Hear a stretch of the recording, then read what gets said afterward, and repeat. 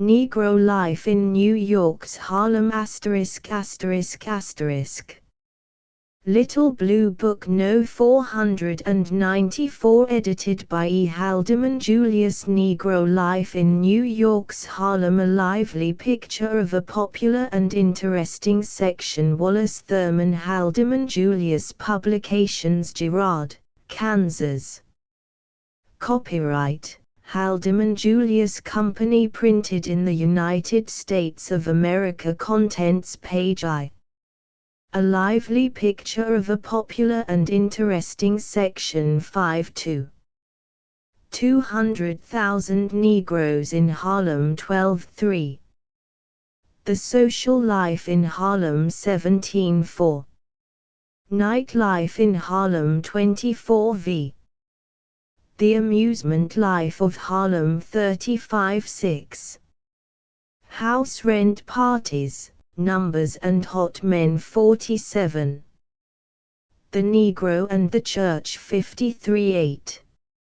Negro journalism in Harlem. 58-9. The New Negro. 61x. Harlem, Mecca of the New Negro. 63.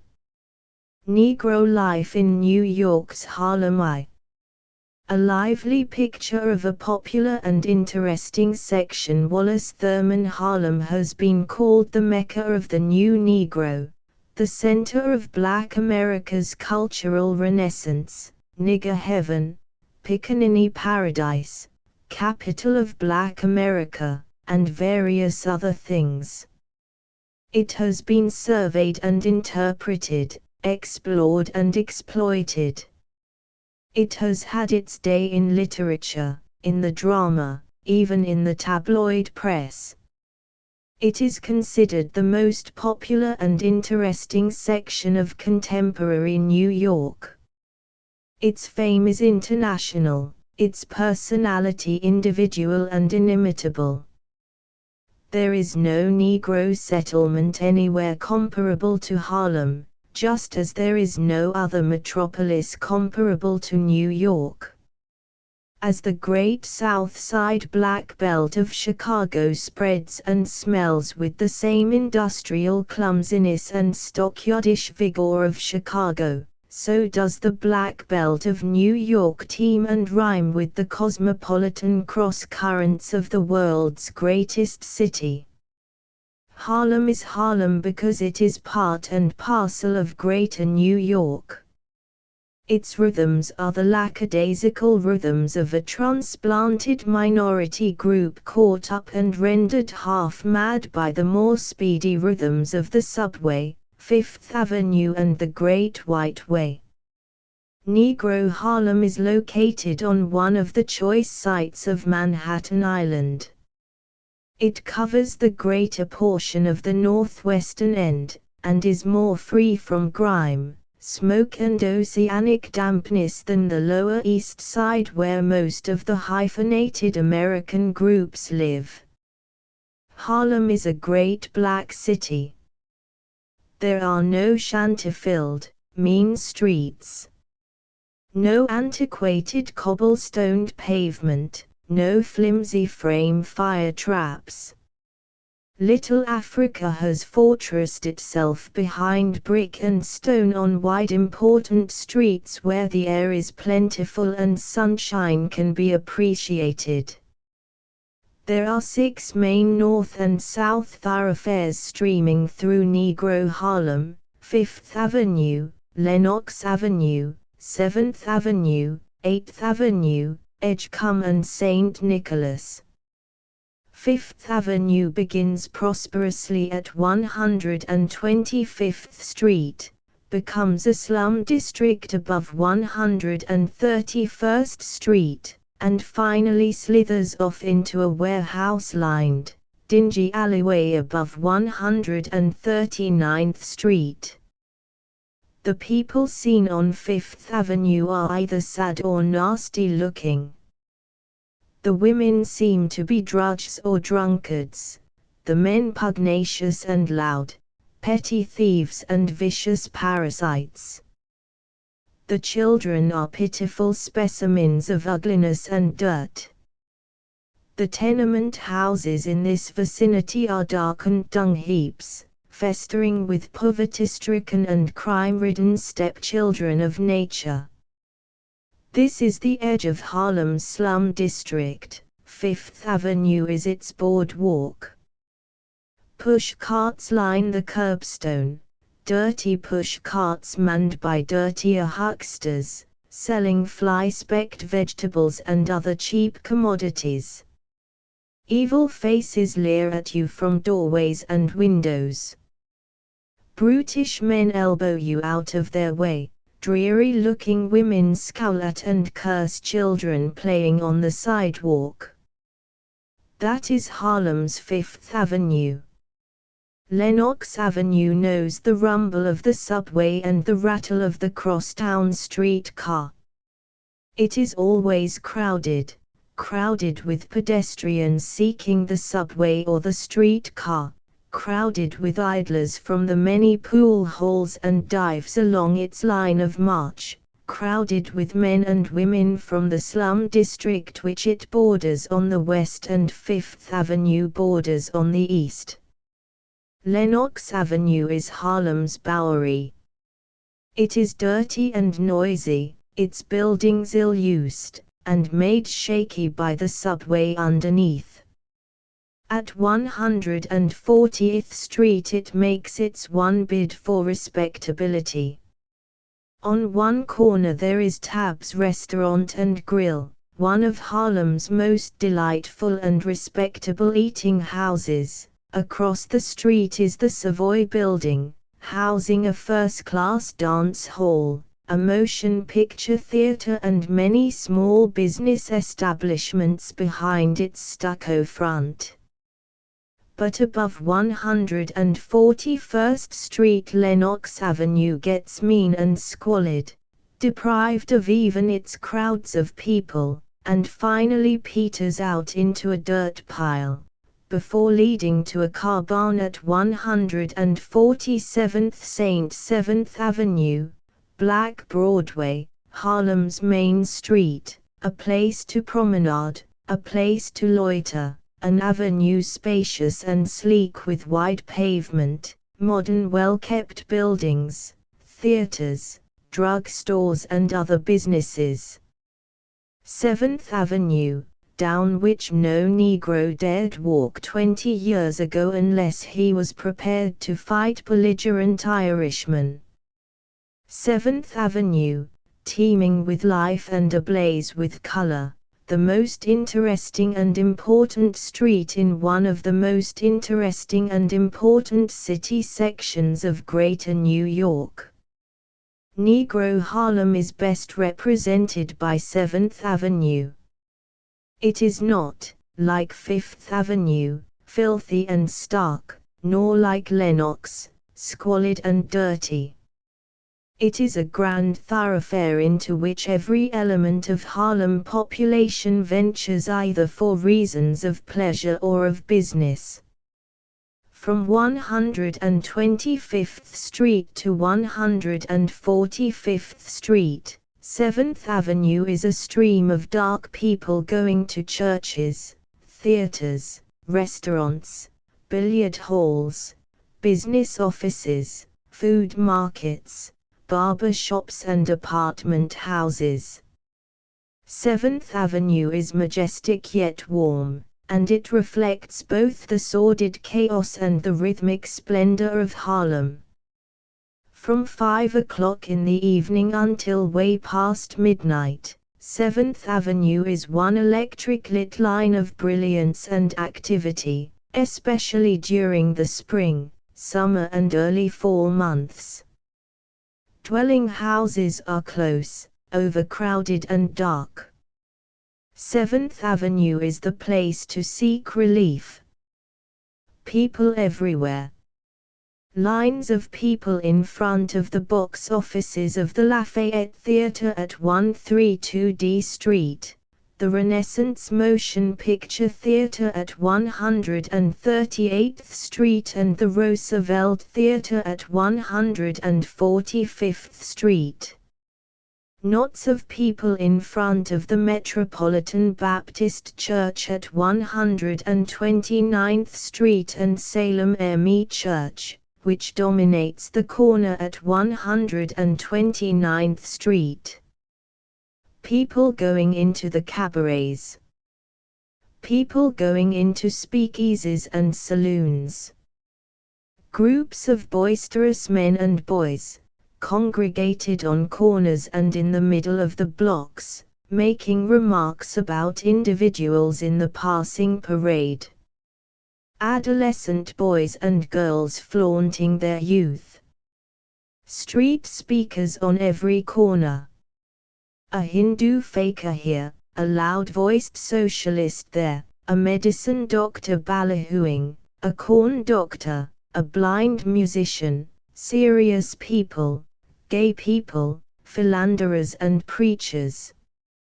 7th Avenue is filled with deep rhythmic laughter. It is a civilized lane with primitive trays, Harlem's most representative street. 8th Avenue supports the elevated lines. It is noticeably Negroid only from 135th Street to 145th Street. It is packed with dingy, cheap shops owned by Jews. Above 139th Street the curbstone is lined with pushcart merchants selling everything from underwear to foodstuffs. 8th Avenue is dark and noisy. The elevated trestle and its shadows dominate the street. Few people linger along its sidewalks. 8th Avenue is a street for business, a street for people who live west of it to cross hurriedly in order to reach places located east of it. Edgecombe, Brandhurst and St. Nicholas Avenues are strictly residential thoroughfares of the better variety. Expensive modern apartment houses line these streets. They were once occupied by well-to-do white people who now live on Riverside Drive, West End Avenue and in Washington Heights. They are luxuriously appointed with imposing entrances, elevator service, disappearing garbage cans, and all the other appurtenances that make a modern apartment house convenient. The Negroes who live in these places are either high-salaried workingmen or professional folk. Most of the cross streets in Harlem, lying between the main north and south thoroughfares, are monotonous and overcrowded. There is little difference between any of them save that some are more dirty and more squalid than others. They are lined with ordinary, undistinguished tenement and apartment houses. Some are well kept, others are run down. There are only 4 streets that are noticeably different: 136th Street, 137th Street, 138th Street and 139th Street west of 7th Avenue, and these are the only blocks in Harlem that can boast of having shade trees. An improvement association organized by people living in these streets, strives to keep them looking respectable. Between 7th and 8th Avenues, is 139th Street, known among Harlemites as Strivers Row. It is the most aristocratic street in Harlem. Stanford White designed the houses for a wealthy white clientele. Moneyed Negroes now own and inhabit them. When one lives on Strivers Row, one has supposedly arrived. Harry Wills resides there, as do a number of the leading Babbitts and professional folk of Harlem. To 200,000 Negroes in Harlem. There are approximately 200,000 Negroes in Harlem. 200,000 Negroes drawn from all sections of America, from Europe, the West Indies, Africa, Asia, or where you will. 200,000 Negroes living, loving, laughing, crying, procreating and dying in the segregated city section of Greater New York, about 25 blocks long and 7 blocks wide. Like all of New York, Harlem is overcrowded. There are as many as 5,000 persons living in some single blocks, living in dark, mephitic tenements, jammed together, brownstone fronts, dingy elevator flats and modern apartment houses. Living conditions are ribald and ridiculous. Rents are high and sleeping quarters at a premium. Landlords profiteer and accept bribes, putting out one tenant in order to house another willing to pay more rent. Tenants, in turn, sublet and profiteer on rumors. People rent a 5-room apartment, originally planned for a small family, and crowd 2 oversized families into it. Others lease or buy a private house and partition off spacious front and back rooms into 2 or 3 parts.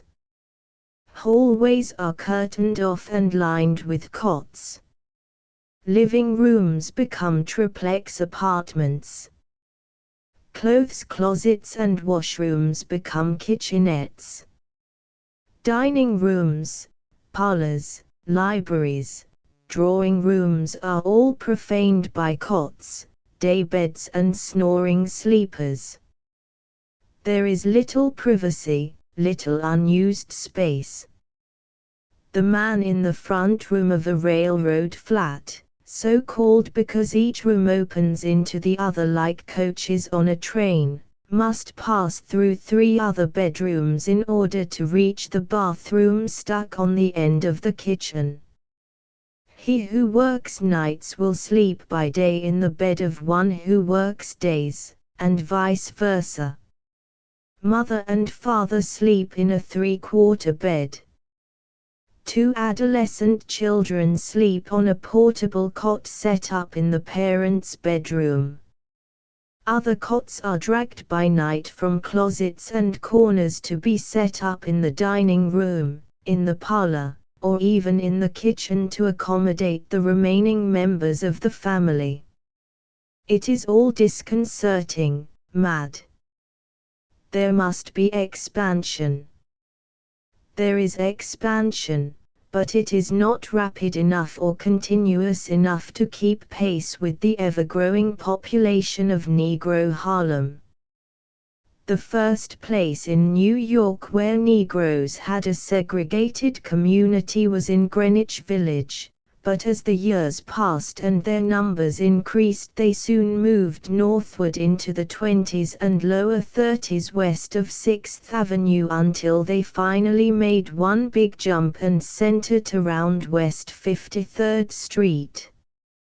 About 1900, looking for better housing conditions, a few Negroes moved to Harlem.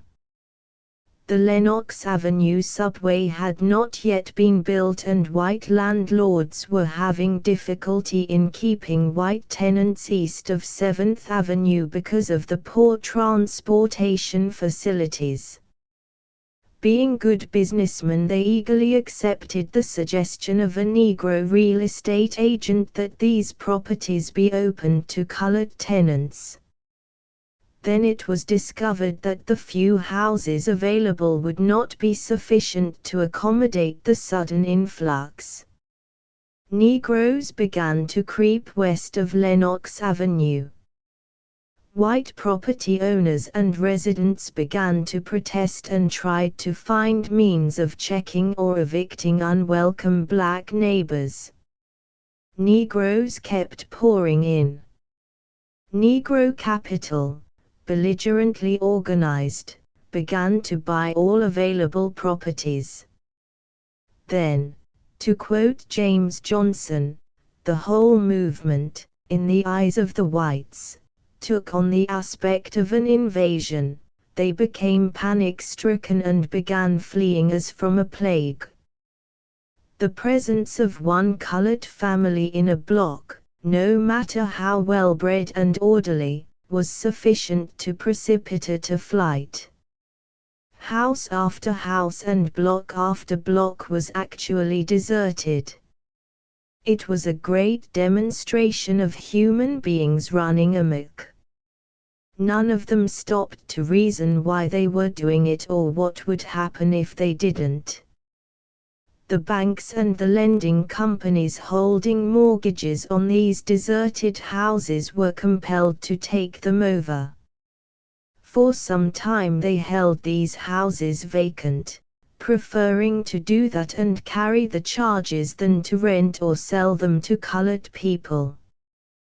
But values dropped and continued to drop until at the outbreak of the war in Europe property in the northern part of Harlem had reached the nadir.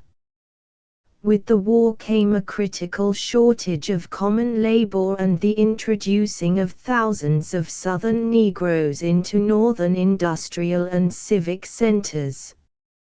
A great migration took place. Negroes were in search of a holy grail. Southern Negroes, tired of moral and financial blue days, struck out for the promised land, to seek adventure among factories, subways and skyscrapers. New York, of course, has always been a magnet for ambitious and adventurous Americans and foreigners. New York to the Negro meant Harlem, and the great influx included not only thousands of Negroes from every state in the Union, but also over 30,000 immigrants from the West Indian Islands and the Caribbean regions. Harlem was the promised land. Thanks to New York's many and varied industries, Harlem Negroes have been able to demand and find much work. There is a welcome and profitable diversity of employment. Unlike Negroes in Chicago, or in Pittsburgh, or in Detroit, no one industry is called upon to employ the greater part of their population. Negroes have made money in New York. Negroes have brought money to New York with them, and with this money they have bought property, built certain civic institutions and increased their business activities until their real estate holdings are now valued at more than $60 million. 3. The social life of Harlem. The social life of Harlem is both complex and diversified. Here you have 200,000 people collectively known as Negroes. You have pure-blooded Africans, British Negroes, Spanish Negroes, Portuguese Negroes, Dutch Negroes, Danish Negroes, Cubans, Puerto Ricans, Arabians, East Indians and Black Abyssinian Jews in addition to the racially well-mixed American Negro. You have persons of every conceivable shade and color. Persons speaking all languages, persons representative of many cultures and civilizations. Harlem is a magic melting pot, a modern Babel mocking the gods with its cosmopolitan uniqueness. The American Negro predominates and, having adopted all of white America's prejudices and manners, is inclined to look askance at his little dark-skinned brothers from across the sea. The Spanish Negro, i.e., those Negroes hailing from Spanish possessions, stays to himself and has little traffic with the other racial groups in his environment. The other foreigners, with the exception of the British West Indians, are not large enough to form a separate social group and generally become quickly identified with the regulation social life of the community. It is the Negro from the British West Indies who creates and has to face a disagreeable problem. Being the second largest Negro group in Harlem, and being less susceptible to American manners and customs than others, he is frowned upon and berated by the American Negro. This interracial prejudice is an amazing though natural thing. Imagine a community made up of people universally known as oppressed, wasting time and energy trying to oppress others of their kind, more recently transplanted from a foreign clime. It is easy to explain.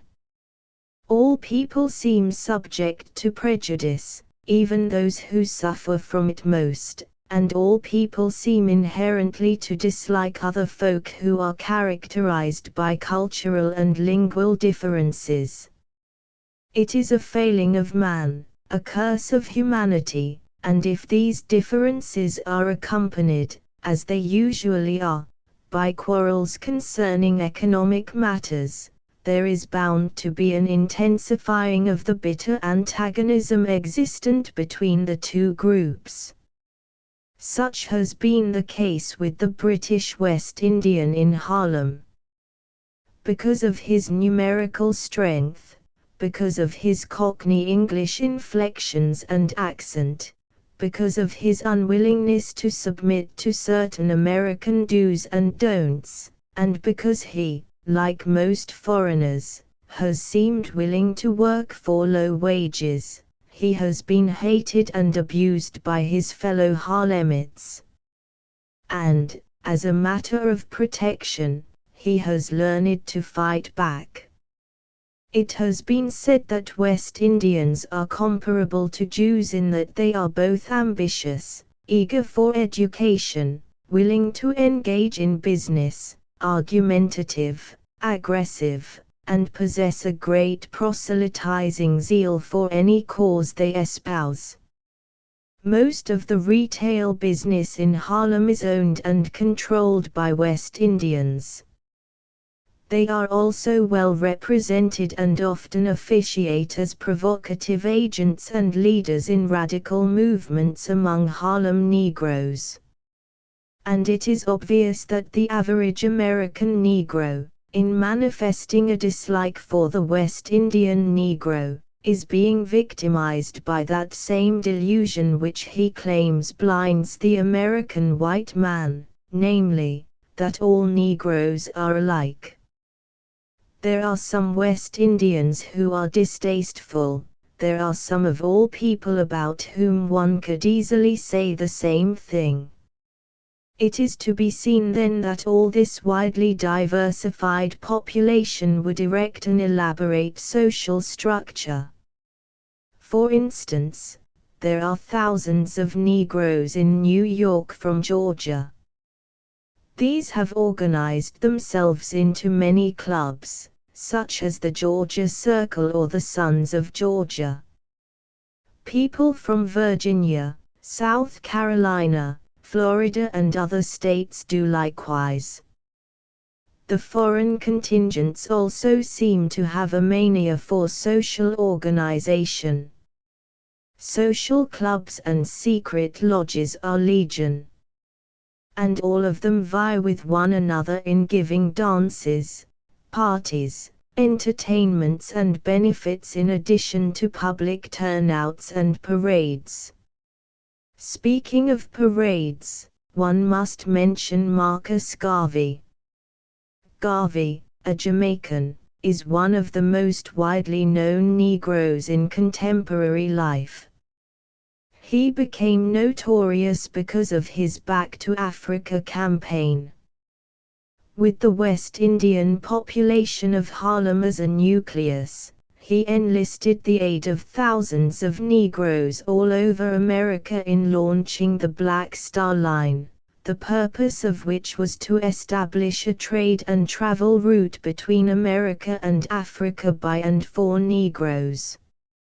He also planned to establish a black empire in Africa of which he was to be emperor. The man's imagination and influence were colossal, his manifestations of these qualities often ridiculous and adolescent, though they seldom lacked color and interest. Garvey added much to the gaiety and life of Harlem with his parades. Garmented in a royal purple robe with crimson trimmings and an elaborate headdress, he would ride in state down 7th Avenue in an open limousine, surrounded and followed by his personal cabinet of high chieftains, ladies-in-waiting and protective legion. Since his incarceration in Atlanta Federal Prison on a charge of having used the mails to defraud, Harlem knows no more such spectacles. The street parades held now are uninteresting and pallid when compared to the Garvey turnouts, brilliantly primitive as they were. In addition to the racial and territorial divisions of the social structure, there are also minor divisions determined by color and wealth. First, there are the dictis, that class of Negroes who constitute themselves as the upper strata and have lately done much wailing in the public places because white and black writers have seemingly overlooked them in their delineations of Negro life in Harlem. This upper strata is composed of the more successful and more socially inclined professional folk, lawyers, doctors, dentists, druggists, politicians, beauty parlor proprietors and real estate dealers. They are for the most part mulattoes of light brown skin and have succeeded in absorbing all the social mannerisms of the white American middle class. They live in the stately rows of houses on 138th and 139th Streets between 7th and 8th Avenues, or else in the high-tone apartment houses on Edgecombe and St. Nicholas. They are both stupid and snobbish, as is their class in any race. Their most compelling if sometimes unconscious ambition is to be as near white as possible, and their greatest expenditure of energy is concentrated on eradicating any trait or characteristic commonly known as Negroid. Their homes are expensively appointed and comfortable. Most of them are furnished in good taste, thanks to the interior decorator who was hired to do the job. Their existence is one of smug complacence. They are well satisfied with themselves and with their class. They are without a doubt the basic element from which the Negro aristocracy of the future will evolve. They are also good illustrations, mentally, sartorially and socially, of what the American standardizing machine can do to susceptible material. These people have a social life of their own. They attend formal dinners and dances, resplendent in chic expensive replicas of Fifth Avenue finery.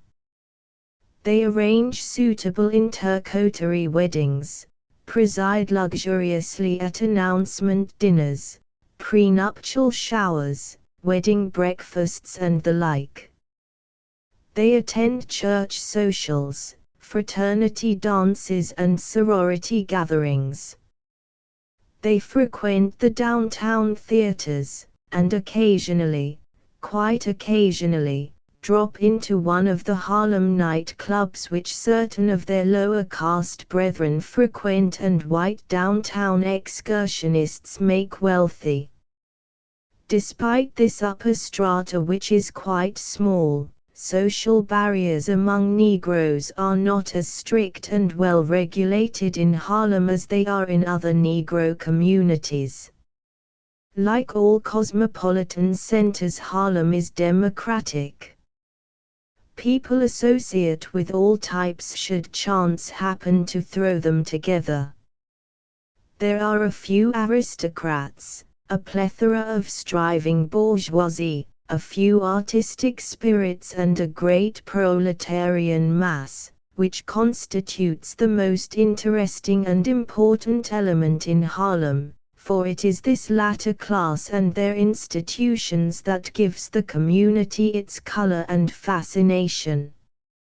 For nightlife in Harlem, much has been written and said about nightlife in Harlem. It has become the leitmotif of sophisticated conversation and shopgirl intimacies. To call yourself a New Yorker, you must have been to Harlem at least once. Every up-to-date person knows Harlem, and knowing Harlem generally means that one has visited a nightclub or two. These nightclubs are now enjoying much publicity along with the new Negro and Negro art. They are the shrines to which white sophisticates, Greenwich Village artists, Broadway revelers and provincial commuters make eager pilgrimage. In fact, the white patronage is so profitable and so abundant that Negroes find themselves crowded out and even segregated in their own places of jazz. There are, at the present time, about 12 of these nightclubs in Harlem: Bamville, Connie's Inn, Baron Wilkins, The Nest, Small's Paradise, The Capitol, the Cotton Club, the Green Cat, the Sugar Cane Club, Happy Roans, the Hoofers Club and the Little Savoy. Most of these generally have from 2 to 10 white persons for every black one. Only the Hoofers, the Little Savoy, and the Sugar Cane Club seem to cater almost exclusively to Negro trade. At the Bamville and at Small's Paradise, one finds smart white patrons, the type that reads the ultra-sophisticated New Yorker.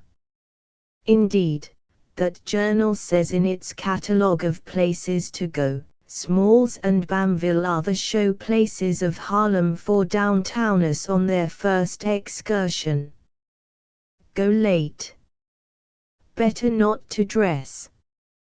And so the younger generation of Broadway, Park Avenue, Riverside Drive, 3rd Avenue and the Bronx go late, take their own gin, applaud the raucous vulgarity of the entertainers, dance with abandon and go home with a headache. They have seen Harlem. The Cotton Club and Connie's Inn make a bid for theatrical performers and well-to-do folk around town. The Nest and Happy Roans attract traveling salesmen, store clerks and commuters from Jersey and Yonkers. The Green Cat has a large Latin clientele. Baron Wilkins draws glittering ladies from Broadway with their sleek gentleman friends. Because of these conditions of invasion, Harlem's far-famed nightclubs have become merely side shows staged for sensation-seeking whites. Nevertheless, they are still an egregious something to experience. Their smoking cavernous depths are eerie and ecstatic. Patrons enter, shiver involuntarily, then settle down to be shoved about and scared by the intangible rhythms that surge all around them. White nightclubs are noisy. White nightclubs affect weird music, soft light, Negro entertainers and dancing waiters, but, even with all these contributing elements, they cannot approximate the infectious rhythm and joy always found in a Negro cabaret. Take the Sugar Cane Club on 5th Avenue near 135th Street, located on the border of the most low-down section of Harlem.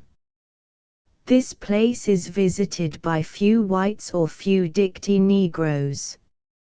Its customers are the rough-and-ready, happy-go-lucky more primitive type, street walkers, petty gamblers and pimps, with an occasional adventurer from other strata of society. The Sugar Cane Club is a narrow subterranean passageway about 25 feet wide and 125 feet long. Rough wooden tables, surrounded by rough wooden chairs, and the orchestra stands, jammed into the right wall center, use up about 3/4 of the space. The remaining rectangular area is bared for dancing. With a capacity for seating about 100 people, it usually finds room on gala nights for twice that many. The orchestra weeps and moans and groans as only an unsophisticated Negro jazz orchestra can. A blues singer croons vulgar ditties over the tables to individual parties, or else wah-wahs husky syncopated blues songs from the center of the floor. Her act over, the white lights are extinguished, red and blue spotlights are centered on the diminutive dancing space, couples push back their chairs, squeeze out from behind the tables and from against the wall, then finding one another's bodies, sweat gloriously together, with shoulders hunched, limbs obscenely intertwined and hips wiggling, animal beings urged on by liquor and music and physical contact. Small's Paradise, on 7th Avenue near 135th Street, is just the opposite of the Sugar Cane Club. It caters almost exclusively to white trade, with just enough Negroes present to give the necessary atmosphere and difference. Yet even in Small's, with its symphonic orchestra, full-dress appearance and dignified onlookers, there is a great deal of that unexplainable, intangible rhythmic presence so characteristic of a Negro cabaret. In addition to the well-known cabarets, which are largely showplaces to curious whites, there are innumerable places, really speakeasies, which are open only to the initiate. These places are far more colorful and more full of spontaneous joy than the larger places to which one has ready access. They also furnish more thrills to the spectator. This is possible because the crowd is more select, the liquor more fiery, the atmosphere more intimate, and the activities of the patrons not subject to be watched by open-mouthed white people from downtown and the Bronx. One particular place known as the Glory Hole is hidden in a musty, damp basement behind an express and trucking office. It is a single room about 10 feet square and remains an unembellished basement except for a planed-down plank floor, a piano, 3 chairs and a library table. The Glory Hole is typical of its class. It is a social club, commonly called a dive, convenient for the high times of a certain group. The men are unskilled laborers during the day, and in the evenings they round up their girls or else meet them at the rendezvous in order to have what they consider and enjoy as a good time. The women, like the men, swear, drink and dance as much and as vulgarly as they please. Yet they do not strike the observer as being vulgar. They are merely being and doing what their environment and their desire for pleasure suggest. Such places as the Glory Hole can be found all over the so-called Badlands of Harlem. They are not always confined to basement rooms. They can be found in apartment flats, in the rear of barber shops, lunch counters, pool halls, and other such conveniently blind places. Each one has its regular quota of customers with just enough new patrons introduced from time to time to keep the place alive and prosperous. These intimate, low-down civic centers are occasionally misjudged. Social service reports damn them with the phrase breeding places of vice and crime. They may be. They are also good training grounds for prospective pugilists. Fights are staged with regularity and with vigor. And most of the regular customers have some mark on their faces or bodies that can be displayed as having been received during a battle in one of the glory holes. The other extreme of amusement places in Harlem is exemplified by the Bamboo Inn, a Chinese-American restaurant that features Oriental cuisine, a jazz band and dancing. It is the place for select Negro Harlem's nightlife, the place where debutantes have their coming-out parties, where college lads take their co-eds and society sweethearts, and where dignified matrons entertain. It is a beautifully decorated establishment, glorified by a balcony with booths, and a large gyroflector, suspending from the center of the ceiling, on which colored spotlights play, flecking the room with triangular bits of vari-colored light. The Bamboo Inn is the place to see High Harlem, just like the Glory Hole is the place to see Low Harlem. Well-dressed men escorting expensively garbed women and girls, models from Vanity Fair with brown, yellow and black skins. Doctors and lawyers, babbitts and their ladies with fine manners, not necessarily learned through Emily Post, fine clothes and fine homes to return to when the night's fun has ended. The music plays. The gyroflector revolves. The well-bred, polite dancers mingle on the dance floor. There are a few silver hip flasks. There is an occasional burst of too spontaneous for the environment laughter. The Chinese waiters slip around, quiet and bored. A big black-face bouncer, arrayed in tuxedo, watches eagerly for some too boisterous, too unconventional person to put out. The Bamboo Inn has only one blemishing feature. It is also the rendezvous for a set of Oriental men who favor white women, and who, with their pale-face partners, mingle with Harlem's 400. When Harlem people wish to dance, without attending a cabaret, they go to the Renaissance Casino or to the Savoy, Harlem's two most famous public dance halls. The Savoy is the pioneer in the field of giving dance-loving Harlemites some place to gather nightly. It is an elaborate ensemble with a Chinese garden. Negroes seem to have a penchant for Chinese food. There are innumerable Chinese restaurants all over Harlem, 2 orchestras that work in relays, and hostesses provided at 25 cents per dance for partnerless young men. The Savoy opens at 3 in the afternoon and closes at 3 in the morning. One can spend 12 hours in this jazz palace for 65 cents, and the price of a dinner or an occasional sustaining sandwich and drink. The music is good, the dancers are gay, and the setting is conducive to joy.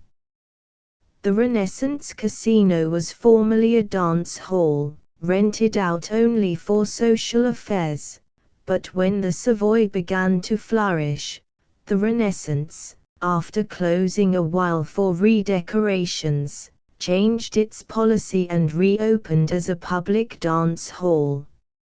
It has no lounging room or Chinese garden, but it stages a basketball game every Sunday night that is one of the most popular amusement institutions in Harlem, and it has an exceptionally good orchestra, comfortable sitting-out places and a packed dance floor nightly.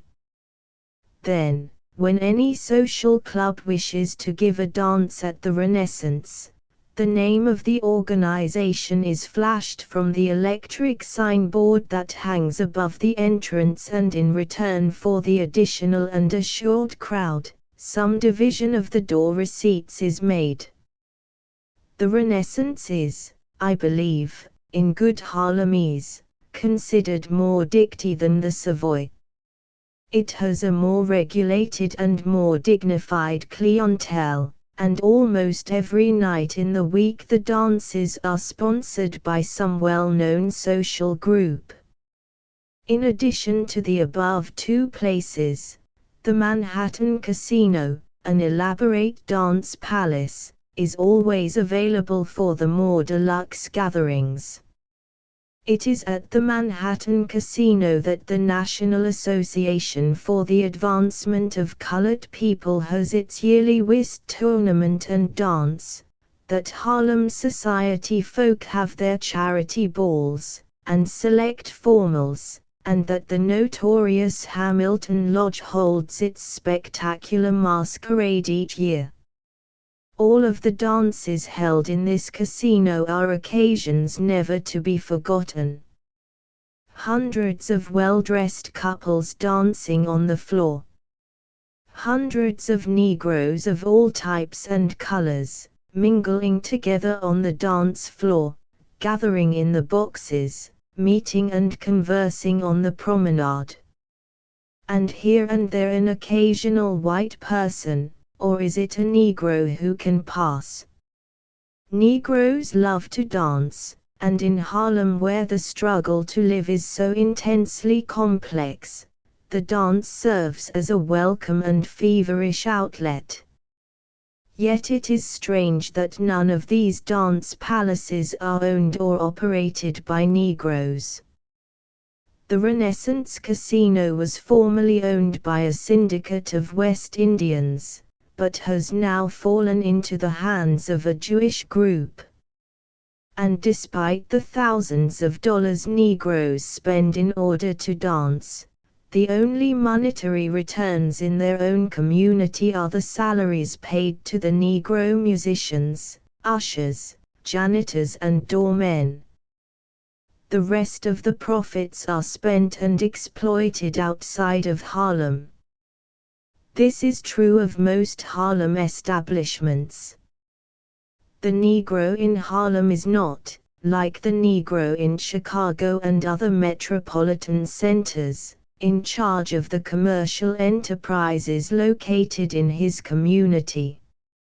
South State Street in Chicago's Great Black Belt is studded with Negro banks, Negro office buildings, housing Negro insurance companies, manufacturing concerns, and other major enterprises. There are no Negro-controlled banks in Harlem. There are only branches of downtown Manhattan's financial institutions, manned solely by whites and patronized almost exclusively by Negroes. Harlem has no outstanding manufacturing concern like the Overton Enterprises in Chicago, the Poro School and Factory in St. Louis, or the Madam Walker Combine in Indianapolis. Harlem Negroes own over $60 million worth of real estate, but they neither own nor operate one first-class grocery store, butcher shop, dance hall, theater, clothing store or saloon. They do invest their money in barber shops, beauty parlors, pool halls, tailor shops, restaurants and lunch counters. The amusement life of Harlem. Like most good American communities, the movies hold a primary position in the amusement life of Harlem. There are 7 neighborhood motion picture houses in Negro Harlem proper, and about 6 big-time cinema palaces on 125th Street that have more white patronage than black, yet whose audiences are swelled by movie fans from downtown. The picture emporiums of Harlem are comparable to those in any residential neighborhood. They present second and third run features with supporting bills of comedies, novelties, and an occasional special performance when the management presents a bathing beauties contest, a plantation jubilee, an amateur ensemble and other vaudeville stunts. The Renaissance Theatre, in the same building with the Renaissance Casino, is the cream of Harlem motion picture houses. It, too, was formerly owned and operated by Negroes, the only one of its kind in Harlem. Now Negroes only operate it. The Renaissance attracts the more select movie audiences. It has a reputable symphony orchestra, a Wurlitzer organ, and presents straight movies without vaudeville flapdoodle. It is spacious and clean and free from disagreeable odors. The Roosevelt Theatre, the New Douglas, and the Savoy are less aristocratic competitors. They show the same pictures as the Renaissance, but seem to be patronized by an entirely different set of people, and, although their interiors are more spacious, they are not as well decorated or as clean as the Renaissance. They attract a set of fresh youngsters, smart aleck youths and lecherous adult males who attend, not so much to see the picture as to pick up a susceptible female or to spoon with some girl they have picked up elsewhere. The places are also frequented by family groups, poor but honest folk, who cannot afford other forms or places of amusement. The Franklin and the Gem are the social outcasts of the group. Their audiences are composed almost entirely of loafers from the low-grade pool rooms and dives in their vicinity, and tenement-trained drudges from the slums. The stench in these 2 places is nauseating. The Board of Health rules are posted conspicuously, admonishing patrons not to spit on the floor or to smoke in the auditorium, but the aisle is slippery with tobacco spew and cigarette smoke adds to the density of the foul air. The movies flicker on the screen, some Wild West picture 3 or 4 years old. Dirty babies cry in time with the electric piano that furnishes the music. Men talk out loud, smoke, spit, and drop empty gin or whiskey bottles on the floor when emptied. All of these places from the Renaissance to the Gem are open daily from 2 in the afternoon until 11 at night, and save for a lean audience during the supper hour are usually filled to capacity. Saturdays, Sundays and holidays are harvest times, and the Jewish representatives of the chain to which a theater belongs walk around excitedly and are exceedingly gracious, thinking no doubt of the quarters that are being deposited at the box office. The Lafayette and Lincoln theaters are 3 a-day combination movie and musical comedy review houses. The Lafayette used to house a local stock company composed of all Negro players, but it has now fallen into less dignified hands. Each week it presents a new review. These reviews are generally weak-kneed, watery variations on downtown productions. If Earl Carroll is presenting artists and models on Broadway, the Lafayette presents brown skin models in Harlem soon afterwards. Week after week one sees same type of high-yola chorus, hears the same blues songs, and applauds different dancers doing the same dance steps. There is little originality on the part of the performers, and seldom any change of fare. Cheap imitations of Broadway successes, nudity, vulgar dances and vulgar jokes are the box office attractions. On Friday nights there is a midnight show, which is one of the most interesting spectacles in Harlem. The performance begins sometime after midnight and lasts until 4 or 4:30 the next morning. The audience is as much if not more interesting and amusing than the performers on the stage. Gin bottles are carried and passed among groups of friends. Catcalls and hisses attend any dull bit.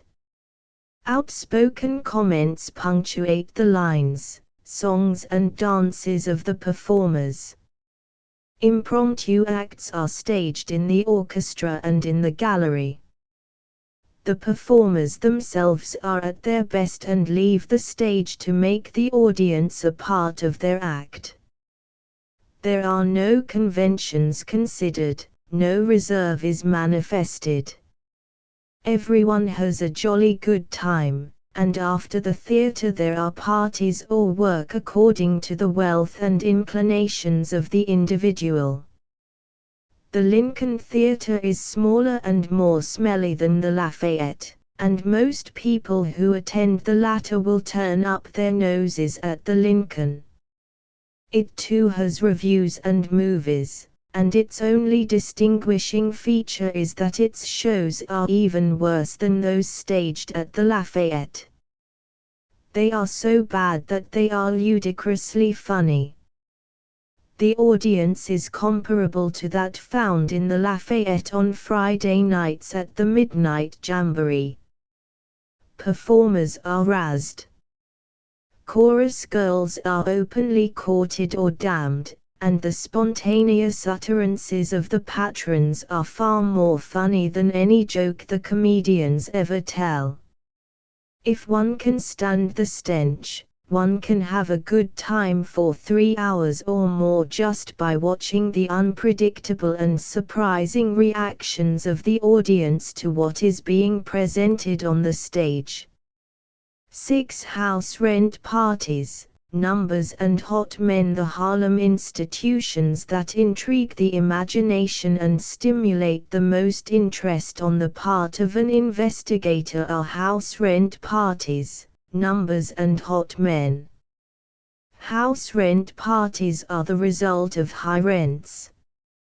Private houses containing 9 or 10 or 12 rooms rent from $185 up to $250 per month. Apartments are rated at $20 per room or more, according to the newness of the building and the conveniences therein. 5-room flats, located in walk-up tenements, with inside rooms, dark hallways and dirty stairs rent for $10 per room or more.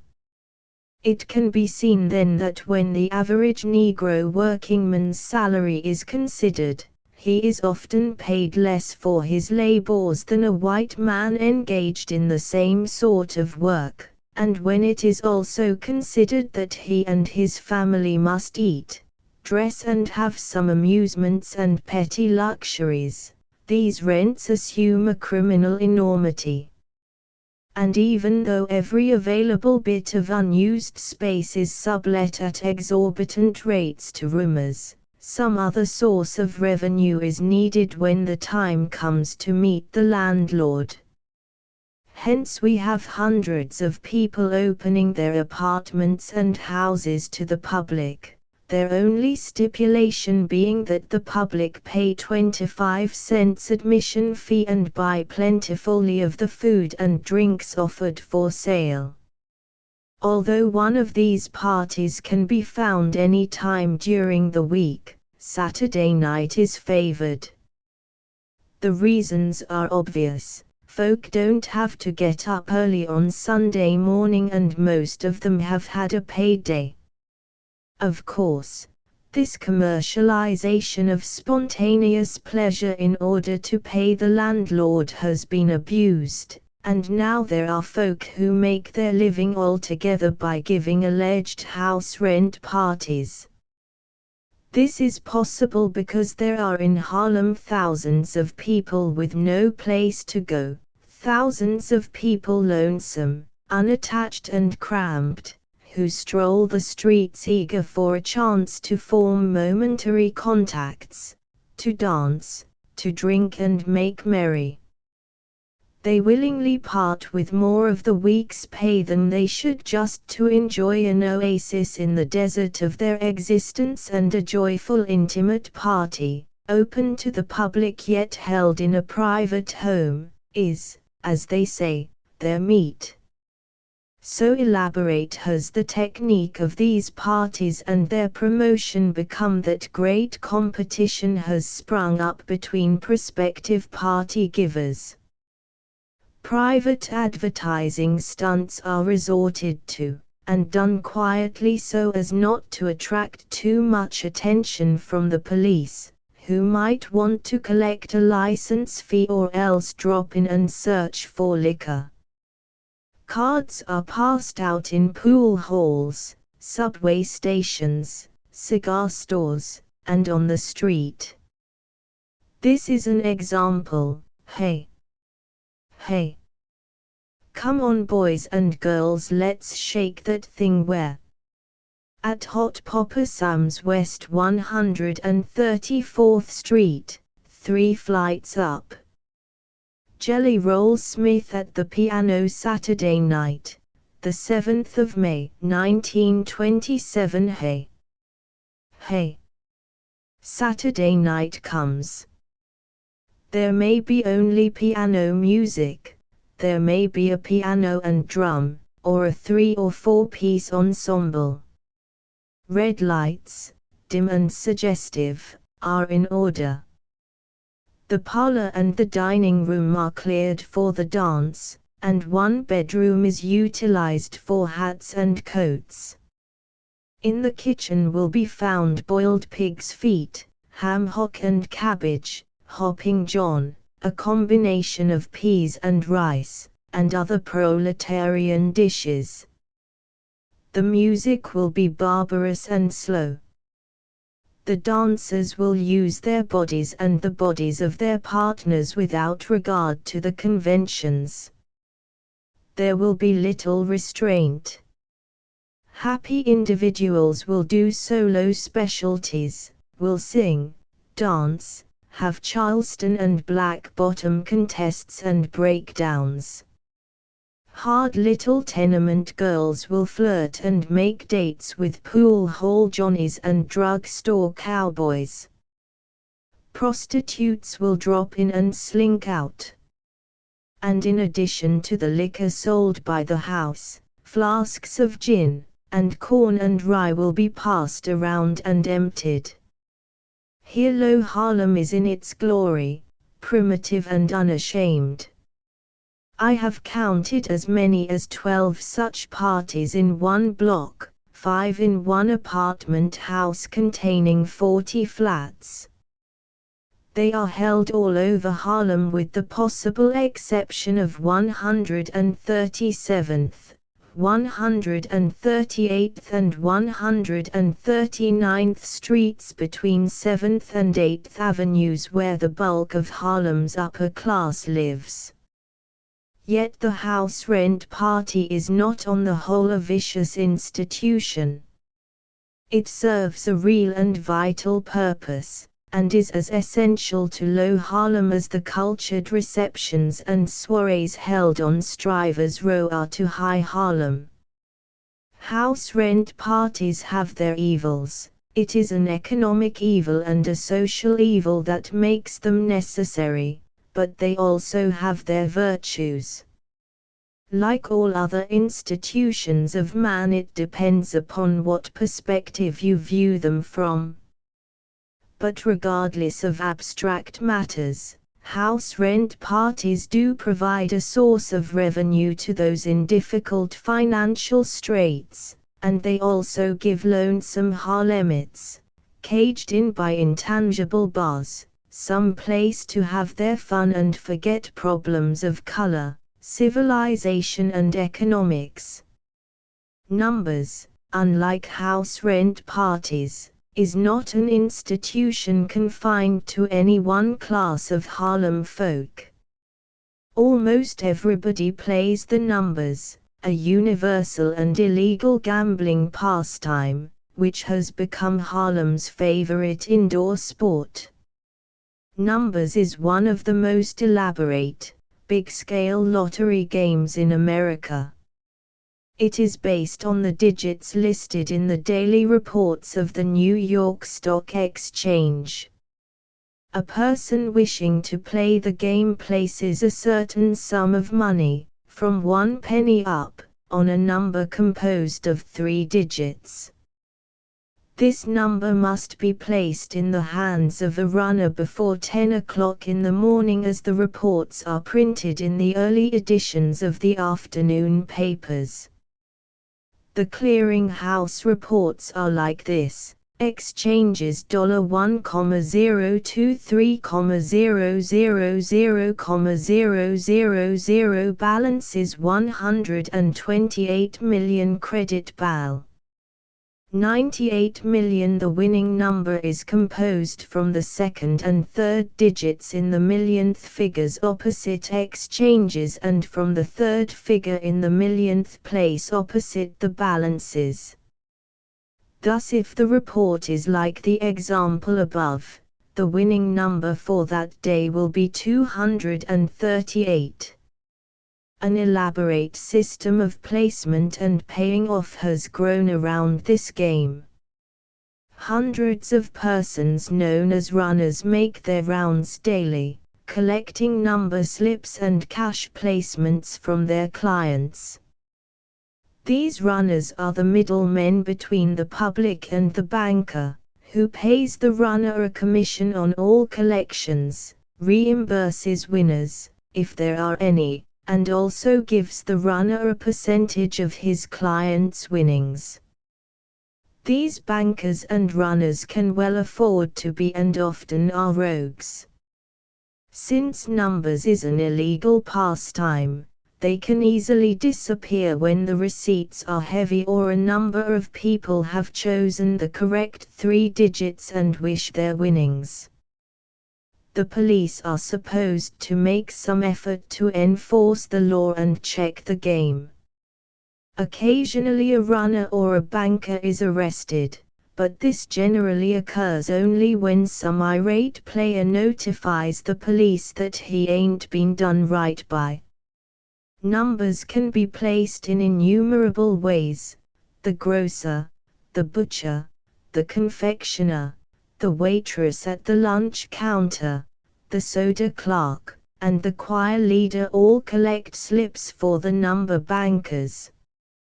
People look everywhere for a number to play. The postman passes, some addict notes the number on his cap and puts 10 cents on it for that day. A hymn is announced by the pastor in church and all the members in the congregation will note the number for future reference. People dream. Each dream is a symbol for a number that can be ascertained by looking in a dream book for sale at all Harlem newsstands. Street car numbers, house numbers, street numbers, chance calculations, anything that has figures on it or connected with it will give some player a good number, and inspire him to place much money on it. There is slight chance to win, it is 1,000 to 1 shot, and yet this game and its possible awards have such a hold on the community that it is often the cause for divorce, murder, scanty meals, dispossess notices and other misfortunes. Some player makes a hit for $1, and receives $540. Immediately his acquaintances and neighbors are in a frenzy and begin staking large sums on any number their winning friend happens to suggest. It is all a game of chance. There is no way to figure out scientifically or otherwise what digits will be listed in the clearinghouse reports. Few people placing 50 cents on number 238 stop to realize now many other combinations of 3 digits are liable to win. One can become familiar with the market's slump days and fat days, but even then the digits which determine the winning number could be almost anything. People who are moral in every other respect, church-going folk, who damn drinking, dancing, or gambling in any other form, will play the numbers. For some vague reason this game is not considered as gambling, and its illegality gives little concern to anyone, even to the Harlem police, who can be seen slipping into a corner cigar store to place their number for the day with an obliging and secretive clerk. As I write, a friend of mine comes in with a big roll of money, $540. He has made a hit. I guess I will play 50 cents on the number I found stamped inside the band of my last year's straw hat. Stroll down 7th Avenue on a spring Sunday afternoon. Everybody seems to be well dressed. The latest fashions prevail, and though there are the usual number of folk attired in outlandish color combinations and queer styles, the majority of the promenaders are dressed in good taste. In the winter, expensive fur coats swayed the women of Harlem's 7th Avenue as they swayed the pale-face fashion plates on 5th Avenue downtown, while the men escorting them are usually sartorially perfect. How is all this well-ordered finery possible? Most of these people are employed as menials, dishwashers, elevator operators, porters, waiters, red caps, longshoremen, and factory hands.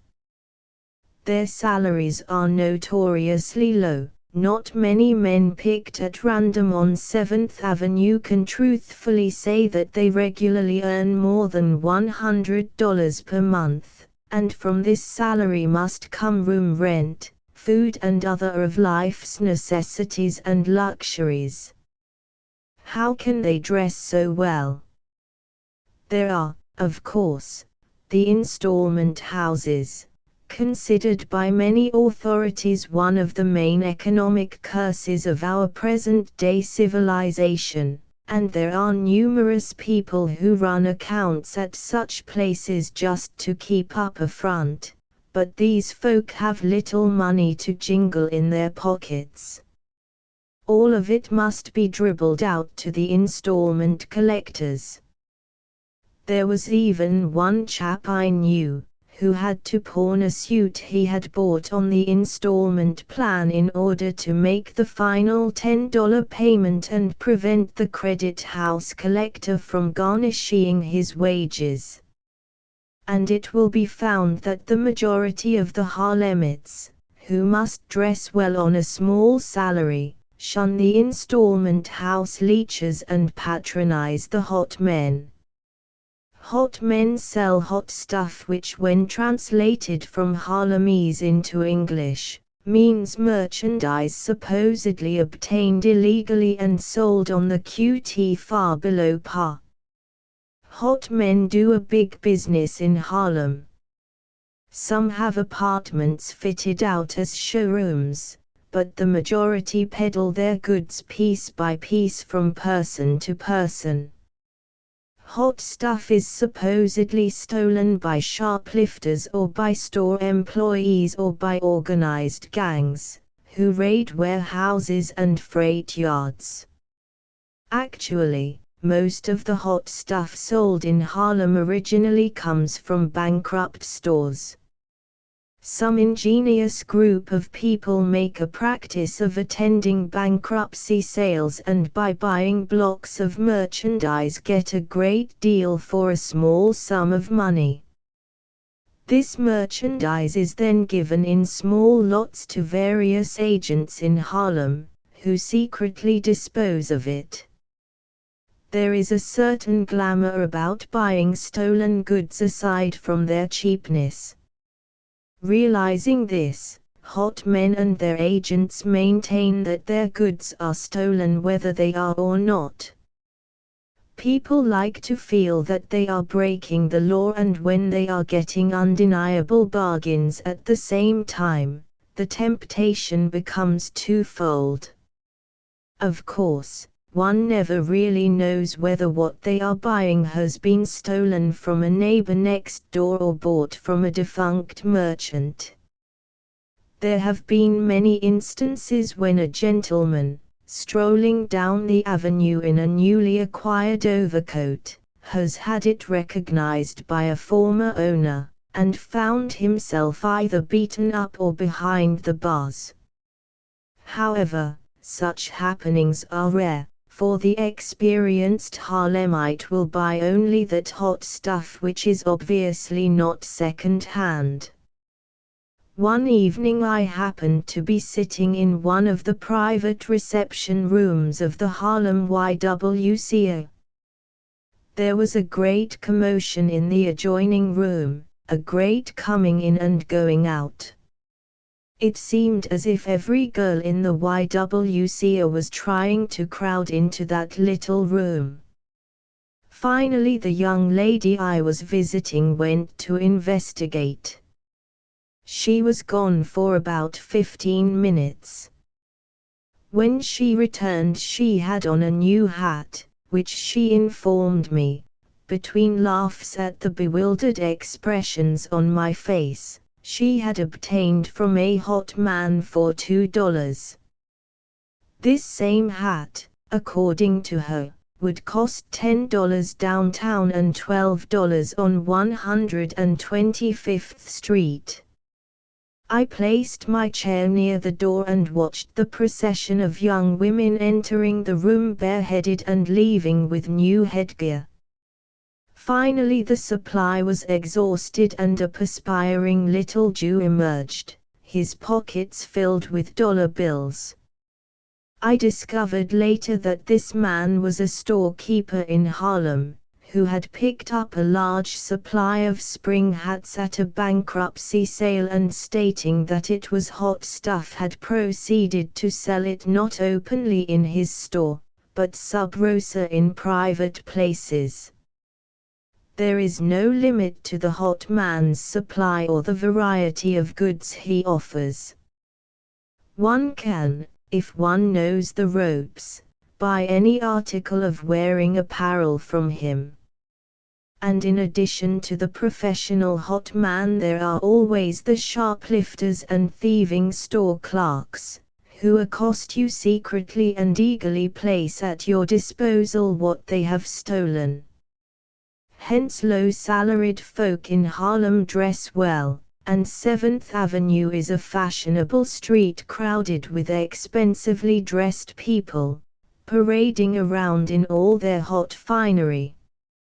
A cartoonist in a recent issue of one of the Negro monthlies depicted the following scene. A number of people at a fashionable dance are informed that the police have come to search for some individual known to be wearing stolen goods. Immediately there is a confused and hurried exodus from the room because all of the dancers present were arrayed in hot stuff. This, of course, is exaggerated. There are thousands of well-dressed people in Harlem able to be well-dressed not because they patronize a hot man but because their incomes make it possible. But there are a mass of people, working for small wages, who make good use of the hot man, for not only can they buy their much-wanted finery cheaply, but, thanks to the obliging hot man, can buy it on the installment plan. Under the circumstances, who cares about breaking the law? 7. The Negro and the Church. The Negro in America has always supported his religious institutions even though he would not support his schools or business enterprises. Migrating to the city has not lessened his devotion to religious institutions even if it has lessened his religious fervor. He still donates a portion of his income to the church, and the church is still a major social center in all Negro communities. Harlem is no exception to this rule, and its finest buildings are the churches. Their attendance is large, their prosperity amazing. Baptist, Methodist, Episcopal, Catholic, Presbyterian, Seventh-day Adventist, Spiritualist, Holy Roller and Abyssinian Jew, every sect and every creed with all their innumerable subdivisions can be found in Harlem. The Baptist and the Methodist churches have the largest membership. There are more than a score of each. St. Philip's Episcopal Church is the most wealthy as well as one of the oldest Negro churches in New York. It owns a great deal of Harlem real estate and was one of the leading factors in urging Negroes to buy property in Harlem. There are few new church buildings, most of them having been bought from white congregations when the Negro invaded Harlem and claimed it for his own. The most notable of the second-hand churches are the Metropolitan Baptist Church at 128th Street and 7th Avenue, Salem M.E. Church at 129th Street and 7th Avenue, and Mount Olive Baptist Church at 120th Street and Lenox Avenue. This latter church has had a varied career. It was first a synagogue, then it was sold to white Seventh-day Adventists and finally fell into its present hands.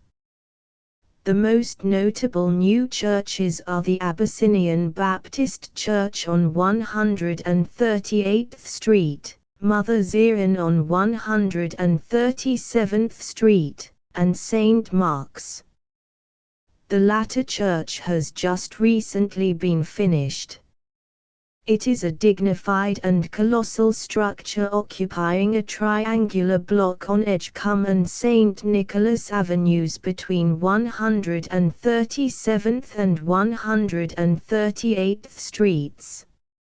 It is the latest thing in churches, with many modern attachments, gymnasium, swimming pool, club rooms, Sunday school quarters, and other sub-auditoriums.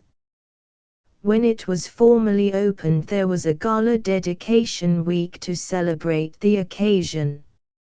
Each night services were held by the various secret societies, the Elks, the Masons, the Knights of Pythias, the Odd Fellows, and others. The members of every local chapter of the various orders turned out to do homage to the new edifice. The collection proceeds were donated to the church.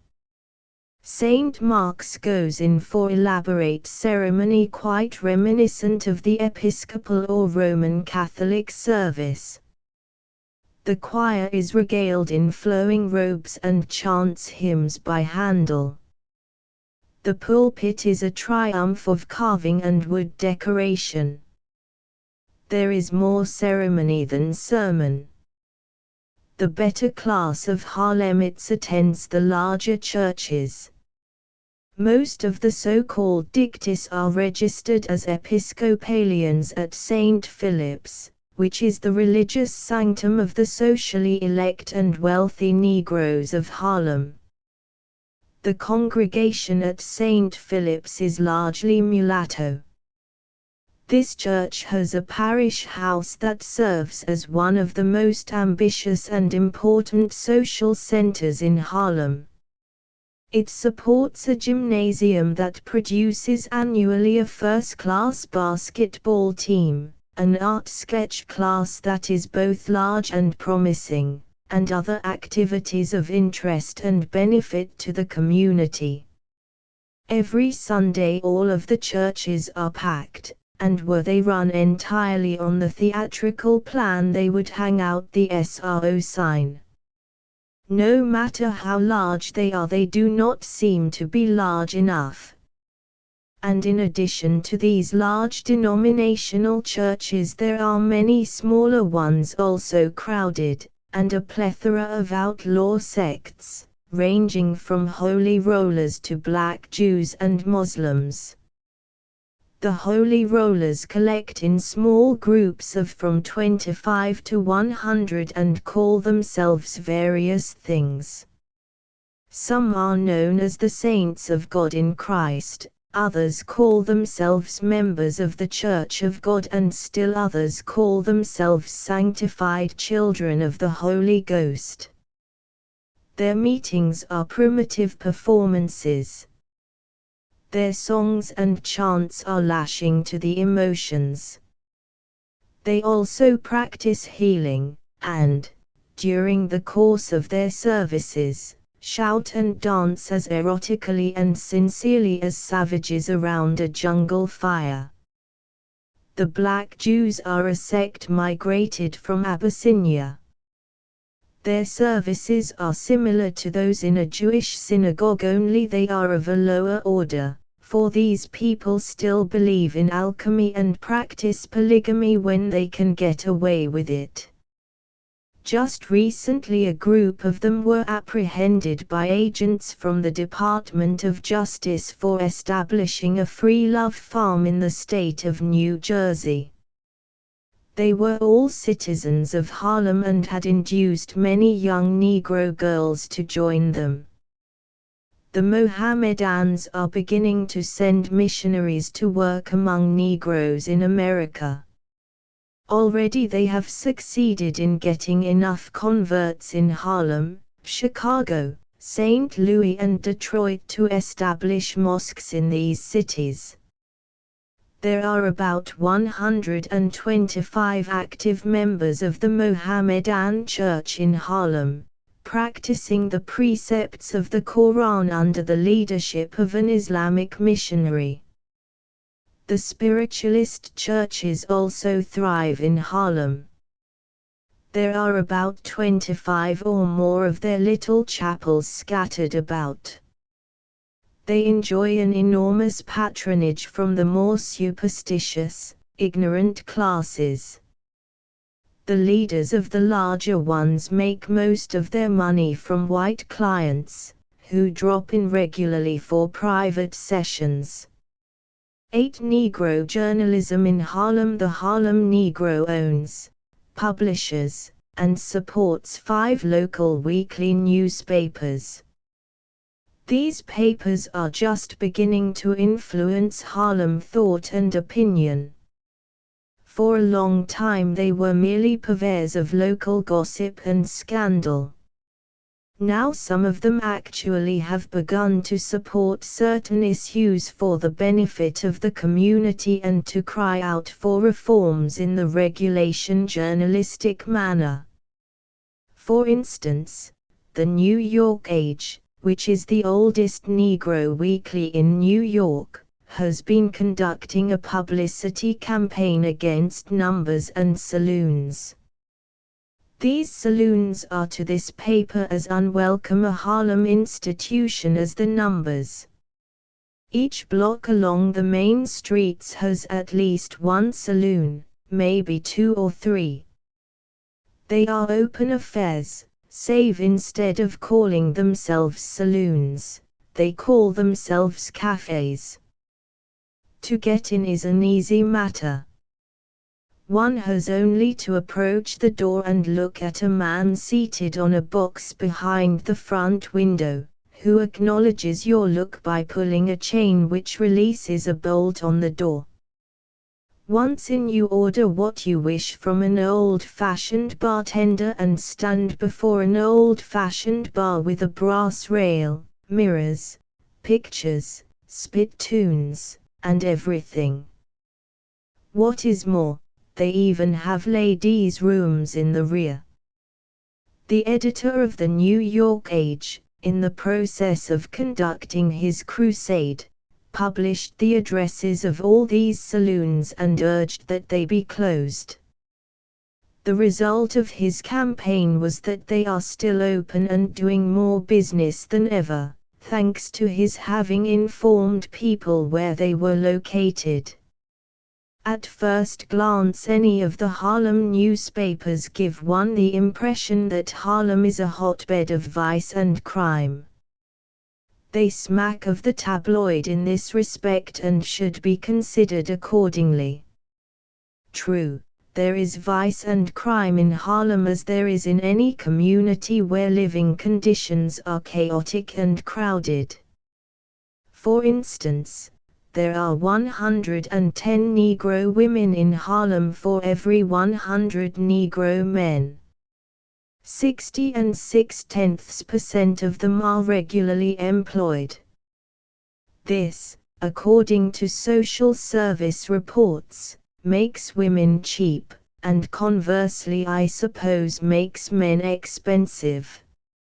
Anyway, there are a great number of youths and men who are either wholly or partially supported by single or married women.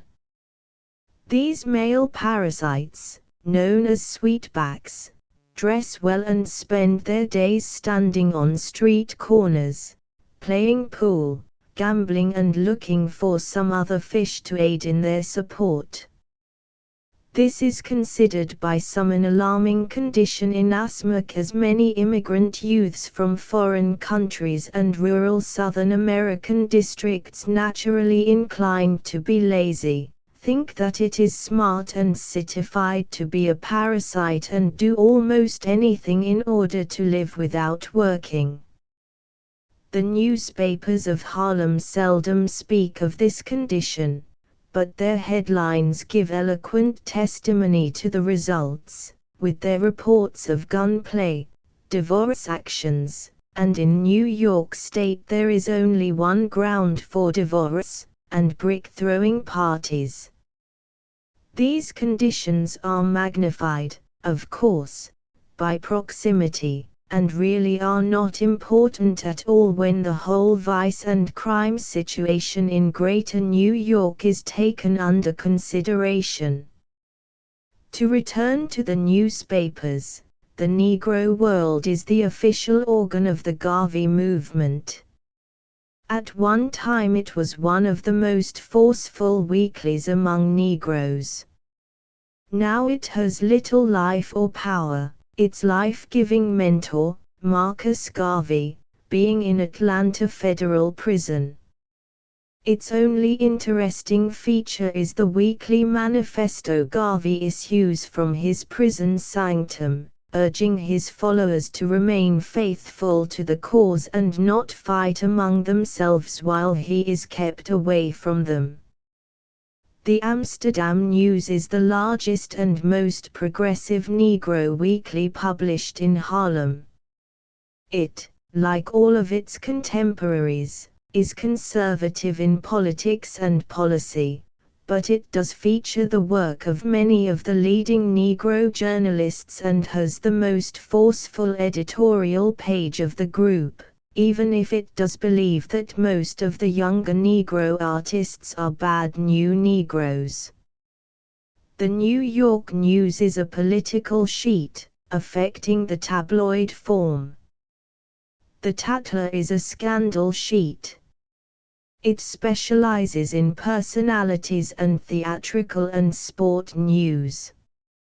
9. The New Negro. Harlem has been called the center of the American Negro's cultural renaissance and the Mecca of the New Negro. If this is so, it is so only because Harlem is a part of New York, the cultural and literary capital of America. And Harlem becomes the Mecca of the so-called New Negro only because he imagines that once there he can enjoy the cultural contact and intellectual stimulation necessary for his growth. This includes the young Negro writer who comes to Harlem in order to be near both patrons and publishers of literature, and the young Negro artist and musician who comes to Harlem in order to be near the most reputable artistic and musical institutions in the country. These folk, along with the librarians employed at the Harlem branch of the New York Public Library, a few of the younger, more cultured professional men and women and the school teachers, who can be found in the grammar and high schools all over the city, constitute the Negro intelligentsia. This group is sophisticated and small and more a part of New York's life than of Harlem's. Its members are accepted as social and intellectual equals among whites downtown, and can be found at informal and formal gatherings in any of the 5 boroughs that compose Greater New York. Harlem to most of them is just a place of residence. They are not fixed there as are the majority of Harlem's inhabitants. Then there are the college youngsters and local intellectuals, whose prototypes can be found in any community. These people plan to attend lectures and concerts, given under the auspices of the YMCA, YWCA, churches, and public school civic centers. They are the people who form intercollegiate societies, who stage fraternity go-to-school campaigns, who attend the course of lectures presented by the Harlem branch of the New York Public Library, during the winter months, and who frequent the many musical and literary entertainments given by local talent in Harlem auditoriums. Harlem is crowded with such folk. The 3 great major educational institutions of New York, Columbia, New York University and the College of the City of New York, have a large Negro student attendance. Then there are many never-will-be top-notch literary, artistic and intellectual strivers in Harlem as there are all over New York. Since the well-advertised literary renaissance, it is almost a Negro Greenwich Village in this respect. Every other person one meets is writing a novel, a poem or a drama. And there is seemingly no end to artists who do oils, pianists who pound out Rachmaninoff's prelude in C-sharp minor, and singers, with long faces and rolling eyes, who sing spirituals. Harlem, Mecca of the New Negro. Harlem, the so-called citadel of Negro achievement in the New World, the alleged Mecca of the New Negro and the advertised center of colored America's cultural renaissance. Harlem, a thriving black city, pulsing with vivid passions, alive with colorful personalities, and packed with many types and classes of people. Harlem is a dream city pregnant with wide-awake realities. It is a masterpiece of contradictory elements and surprising types. There is no end to its versatile presentation of people, personalities and institutions. It is a mad medley. There seems to be no end to its numerical and geographical growth. It is spreading north, east, south and west. It is slowly pushing beyond the barriers imposed by white people. It is slowly uprooting them from their present homes in the near vicinity of Negro Harlem as it has uprooted them before. There must be expansion, and Negro Harlem is too much a part of New York to remain sluggish and still while all around is activity and expansion. As New York grows, so will Harlem grow. As Negro America progresses, so will Negro Harlem progress. New York is now most liberal. There is little racial conflict, and there have been no interracial riots since the San Juan Hill days. The question is, will the relations between New York Negro and New York white man always remain as tranquil as they are today? No one knows, and once in Harlem one seldom cares, for the sight of Harlem gives any Negro a feeling of great security. It is too large and too complex to seem to be affected in any way by such a futile thing as race prejudice. There is no typical Harlem Negro as there is no typical American Negro. There are too many different types and classes. White, yellow, brown and black and all the intervening shades. North American, South American, African and Asian, Northerner and Southerner, high and low, seer and fool, Harlem holds them all, and strives to become a homogeneous community despite its motley hodgepodge of incompatible elements, and its self-nurtured or outwardly imposed limitations. E. Haldeman Julius, editor, Little Blue Books. Transcribers note minor punctuation errors have been changed without notice. Inconsistencies in hyphenation have been standardized. The table of contents was corrected to match the chapter headers and their page numbers. Spelling has been retained as originally published except for the corrections below. Page 11. The most aristocratic. Page 16. The Caribbean regions. Page 18. Bitter antagonism existent. End of the Project Gutenberg ebook Negro Life in New York's Harlem. Updated editions will replace the previous one, the old editions will be renamed. Creating the works from print editions not protected by U.S. copyright law means that no one owns a United States copyright in these works, so the Foundation, and you, can copy and distribute it in the United States without permission and without paying copyright royalties.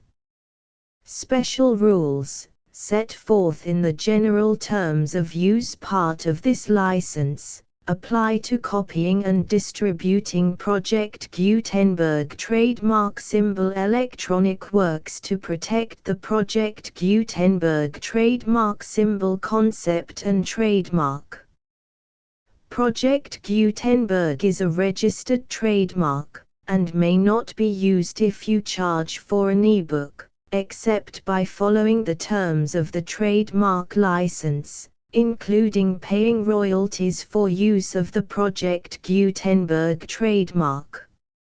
If you do not charge anything for copies of this ebook, complying with the trademark license is very easy. You may use this ebook for nearly any purpose such as creation of derivative works, reports, performances and research. Project Gutenberg ebooks may be modified and printed and given away. You may do practically anything in the United States with ebooks not protected by U.S. copyright law. Redistribution is subject to the trademark license, especially commercial redistribution. Start. Full license. The full Project Gutenberg license. Please read this before you distribute or use this work to protect the Project Gutenberg trademark symbol mission of promoting the free distribution of electronic works. By using or distributing this work, or any other work associated in any way with the phrase Project Gutenberg, you agree to comply with all the terms of the full Project Gutenberg trademark symbol license available with this file or online at www.gutenberg.org/license. Section 1. General Terms of Use and Redistributing Project Gutenberg Trademark Symbol Electronic Works 1.0. By reading or using any part of this Project Gutenberg trademark symbol electronic work, you indicate that you have read, understand, agree to and accept all the terms of this license and intellectual property, trademark/copyright, agreement. If you do not agree to abide by all the terms of this agreement, you must cease using and return or destroy all copies of Project Gutenberg trademark symbol electronic works in your possession. If you paid a fee for obtaining a copy of or access to a Project Gutenberg trademark symbol electronic work and you do not agree to be bound by the terms of this agreement, you may obtain a refund from the person or entity to whom you paid the fee as set forth in paragraph 1.e.8. 1.b Project Gutenberg is a registered trademark. It may only be used on or associated in any way with an electronic work by people who agree to be bound by the terms of this agreement. There are a few things that you can do with most Project Gutenberg trademark symbol electronic works even without complying with the full terms of this agreement. See paragraph 1.c below. There are a lot of things you can do with Project Gutenberg trademark symbol electronic works if you follow the terms of this agreement and help preserve free future access to Project Gutenberg trademark symbol electronic works. See paragraph 1.e below. 1.c. The Project Gutenberg Literary Archive Foundation, the Foundation or PGLAF, owns a compilation copyright in the collection of Project Gutenberg trademark symbol electronic works. Nearly all the individual works in the collection are in the public domain in the United States. If an individual work is unprotected by copyright law in the United States and you are located in the United States, we do not claim a right to prevent you from copying, distributing, performing, displaying or creating derivative works based on the work as long as all references to Project Gutenberg are removed. Of course, we hope that you will support the Project Gutenberg trademark symbol mission of promoting free access to electronic works by freely sharing Project Gutenberg trademark symbol works in compliance with the terms of this agreement for keeping the Project Gutenberg trademark symbol name associated with the work. You can easily comply with the terms of this agreement by keeping this work in the same format with its attached full Project Gutenberg trademark symbol license when you share it without charge with others. 1.d. The copyright laws of the place where you are located also govern what you can do with this work. Copyright laws in most countries are in a constant state of change.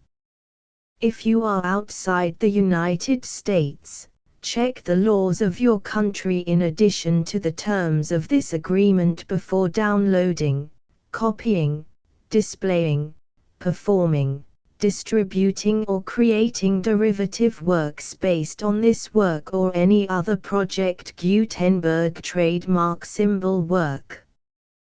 The Foundation makes no representations concerning the copyright status of any work in any country other than the United States.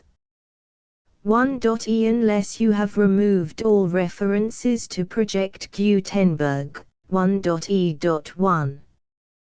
The following sentence, with active links to, or other immediate access to, the full Project Gutenberg trademark symbol license must appear prominently whenever any copy of a Project Gutenberg trademark symbol work, any work on which the phrase Project Gutenberg appears, or with which the phrase Project Gutenberg is associated, is accessed, displayed, performed, viewed, copied or distributed.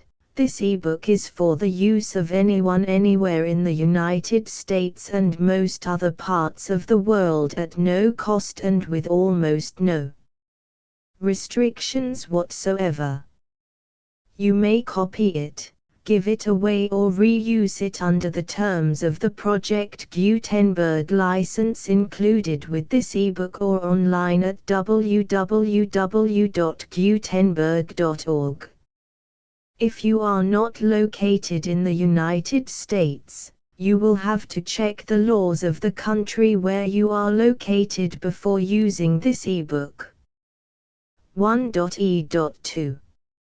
If an individual Project Gutenberg trademark symbol electronic work is derived from texts not protected by U.S. copyright law, does not contain a notice indicating that it is posted with permission of the copyright holder, the work can be copied and distributed to anyone in the United States without paying any fees or charges. If you are redistributing or providing access to a work with the phrase Project Gutenberg associated with or appearing on the work, you must comply either with the requirements of paragraphs 1.e.1 through 1.e.7 or obtain permission for the use of the work and the Project Gutenberg trademark symbol trademark as set forth in paragraphs 1.e.8 or 1.e.9. 1.e.3.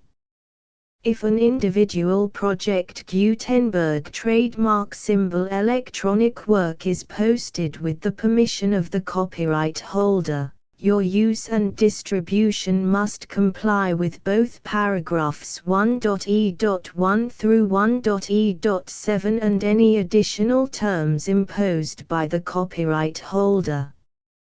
Additional terms will be linked to the Project Gutenberg trademark symbol license for all works posted with the permission of the copyright holder found at the beginning of this work. 1.e.4. Do not unlink or detach or remove the full Project Gutenberg trademark symbol license terms from this work, or any files containing a part of this work or any other work associated with Project Gutenberg trademark symbol. 1.e.5. Do not copy, display, perform, distribute or redistribute this electronic work, or any part of this electronic work, without prominently displaying the sentence set forth in paragraph 1.e.1 with active links or immediate access to the full terms of the Project Gutenberg trademark symbol license. 1.e.6. You may convert to and distribute this work in any binary, compressed, marked up, non-proprietary or proprietary form, including any word processing or hypertext form. However, if you provide access to or distribute copies of a Project Gutenberg trademark symbol work in a format other than plain vanilla ASCII or other format used in the official version posted on the official Project Gutenberg trademark symbol website, www.gutenberg.org, you must, at no additional cost, fee or expense to the user, provide a copy, a means of exporting a copy, or a means of obtaining a copy upon request, of the work in its original plain vanilla ASCII or other form. Any alternate format must include the full Project Gutenberg trademark symbol license as specified in paragraph 1.e.1. 1.e.7. Do not charge a fee for access to, viewing, displaying, performing, copying or distributing any Project Gutenberg trademark symbol works unless you comply with paragraph 1.e.8 or 1.e.9. 1.e.8. You may charge a reasonable fee for copies of or providing access to or distributing Project Gutenberg trademark symbol electronic works provided that you pay a royalty fee of 20% of the gross profits you derive from the use of Project Gutenberg trademark symbol works calculated using the method you already use to calculate your applicable taxes. The fee is owed to the owner of the Project Gutenberg trademark symbol trademark, but he has agreed to donate royalties under this paragraph to the Project Gutenberg Literary Archive Foundation. Royalty payments must be paid within 60 days following each date on which you prepare, or are legally required to prepare, your periodic tax returns.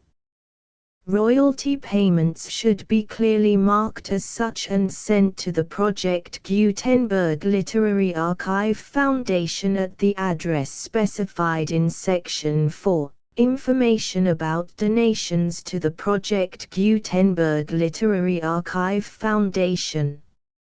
You provide a full refund of any money paid by a user who notifies you in writing, or by email, within 30 days of receipt that he does not agree to the terms of the full Project Gutenberg trademark symbol license.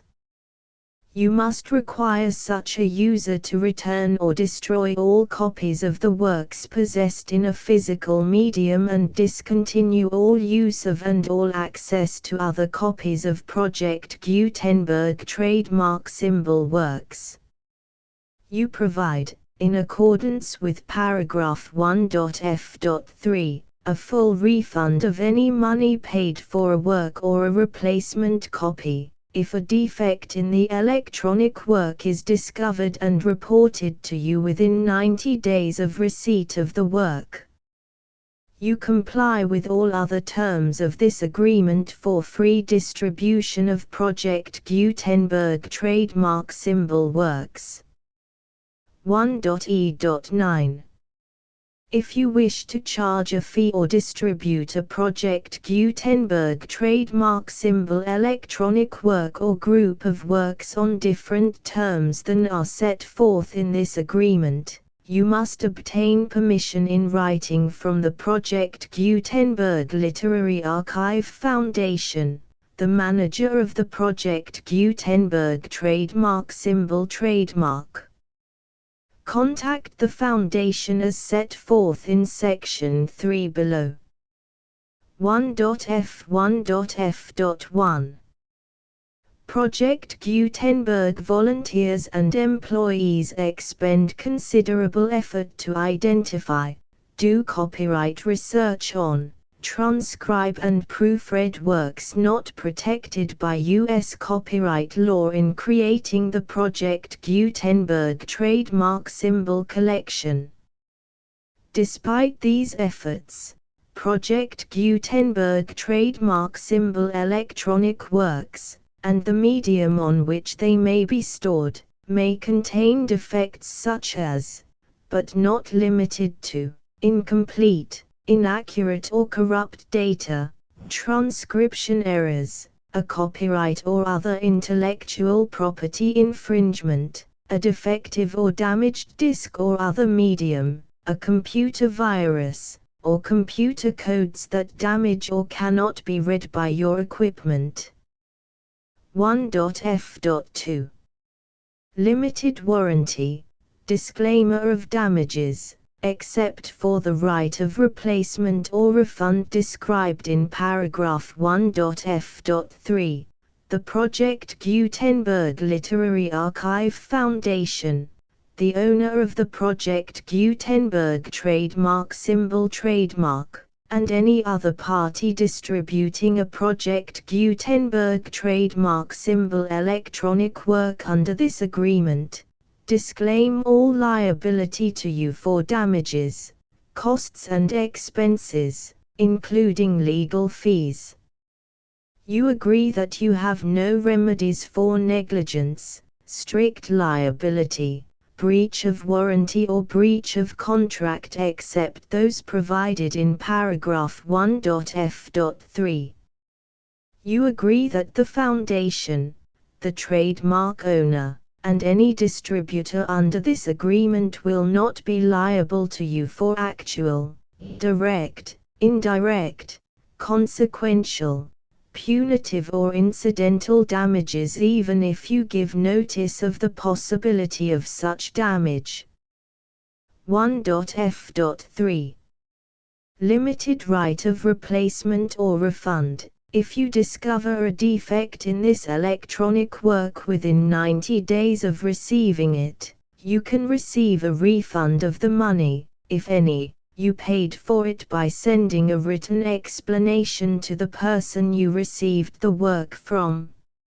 If you received the work on a physical medium, you must return the medium with your written explanation.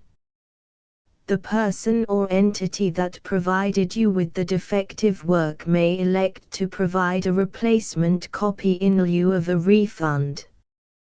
If you received the work electronically, the person or entity providing it to you may choose to give you a second opportunity to receive the work electronically in lieu of a refund. If the second copy is also defective, you may demand a refund in writing without further opportunities to fix the problem.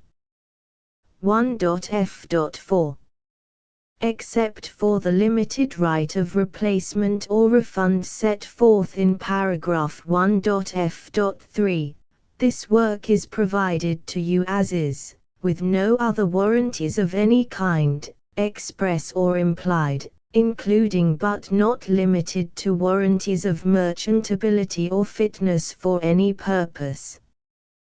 1.f.5 Some states do not allow disclaimers of certain implied warranties or the exclusion or limitation of certain types of damages.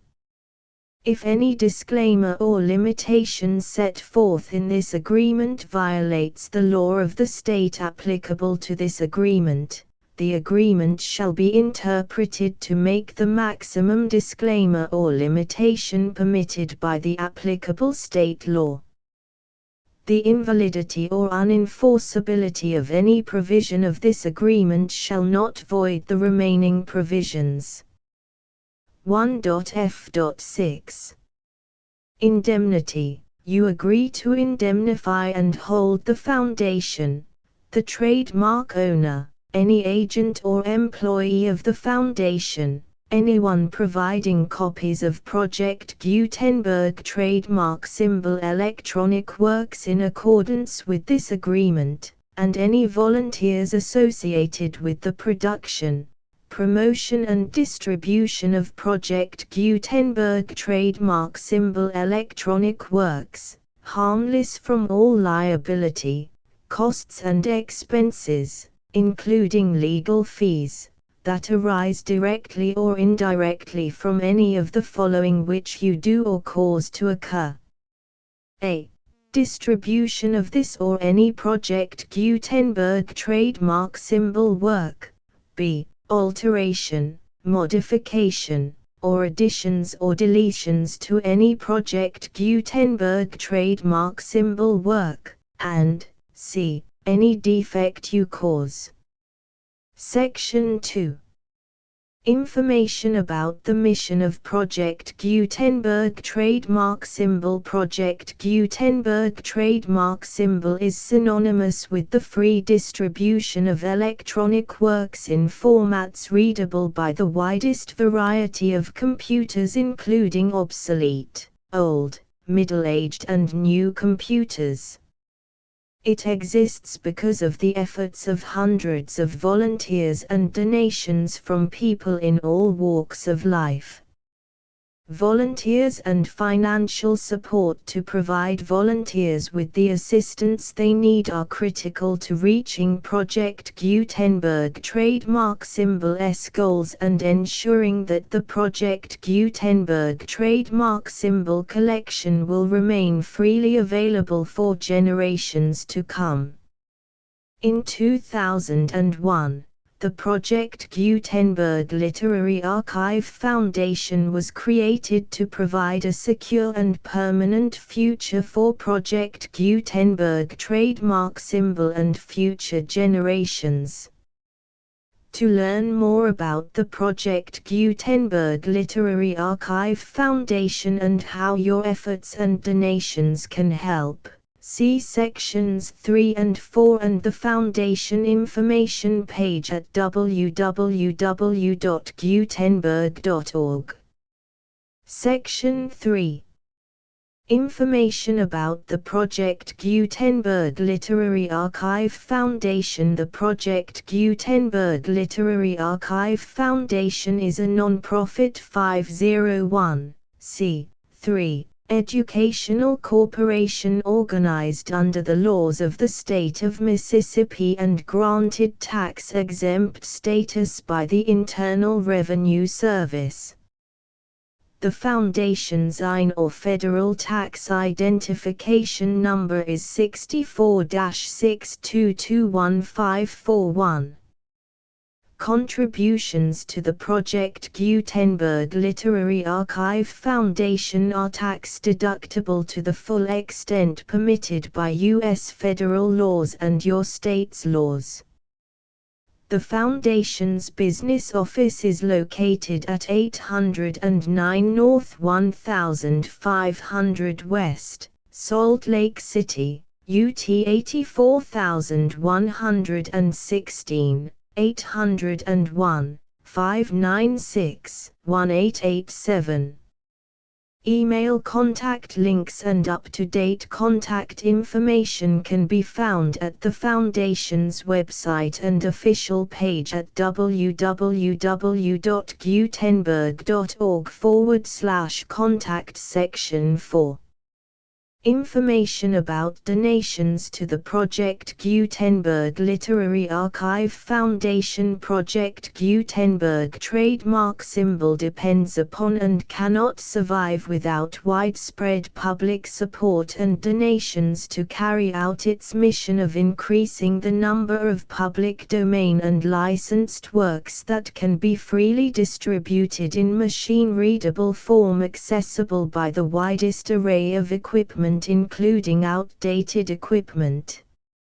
Many small donations, $1 to $5,000, are particularly important to maintaining tax-exempt status with the IRS. The Foundation is committed to complying with the laws regulating charities and charitable donations in all 50 states of the United States. Compliance requirements are not uniform and it takes a considerable effort, much paperwork and many fees to meet and keep up with these requirements. We do not solicit donations in locations where we have not received written confirmation of compliance. To send donations or determine the status of compliance for any particular state, visit www.gutenberg.org/donate. While we cannot and do not solicit contributions from states where we have not met the solicitation requirements, we know of no prohibition against accepting unsolicited donations from donors in such states who approach us with offers to donate. International donations are gratefully accepted, but we cannot make any statements concerning tax treatment of donations received from outside the United States. U.S. laws alone swamp our small staff. Please check the Project Gutenberg web pages for current donation methods and addresses. Donations are accepted in a number of other ways, including checks, online payments and credit card donations. To donate, please visit www.gutenberg.org/donate. Section 5. General information about Project Gutenberg trademark symbol electronic works. Professor Michael S. Hart was the originator of the Project Gutenberg trademark symbol concept of a library of electronic works that could be freely shared with anyone. For 40 years, he produced and distributed Project Gutenberg trademark symbol ebooks with only a loose network of volunteer support. Project Gutenberg trademark symbol ebooks are often created from several printed editions, all of which are confirmed as not protected by copyright in the U.S. unless a copyright notice is included. Thus, we do not necessarily keep ebooks in compliance with any particular paper edition. Most people start at our website, which has the main PG search facility, www.gutenberg.org. This website includes information about Project Gutenberg trademark symbol, including how to make donations to the Project Gutenberg Literary Archive Foundation, how to help produce our new ebooks, and how to subscribe to our email newsletter to hear about new ebooks.